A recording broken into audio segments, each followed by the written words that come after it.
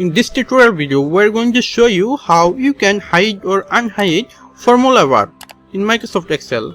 Here you can see this is our formula bar. In this formula bar, we can show which formula we applied. Like in this cell, we applied max formula. We can see this. If in your Excel formula bar is unhide, then you just need to go to the View tab. This is our View tab. Click there, and you can see a section which is show. In the formula bar, you just need to hide or unhide this.